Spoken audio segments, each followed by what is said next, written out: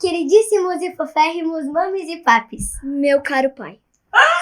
Houve uma mudança no meu quarto de manhã, mas eu vou cuidar da Nessa. Mas eu sou maior que isso, Pois em casa me ensinaram muito bem. Sim, Tenho que morar com uma certa cidadã estranha, excessivamente exótica e francamente impossível de descrever.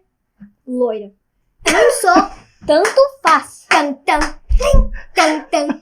Que sentimento estranho nasceu, bem no momento que o olho bateu. Meu pulso aumentar, É um tormento, que sentimento que ferve o coração. Tira até meu chão.